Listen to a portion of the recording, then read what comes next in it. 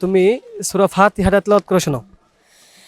أعوذ بالله من الشيطان الرجيم بسم الله الرحمن الرحيم الحمد لله رب العالمين الرحمن الرحيم مالك يوم الدين إياك نعبد وإياك نستعين اهدنا الصراط المستقيم صراط الذين أنعمت عليهم غير المغضوب عليهم ولا الضالين।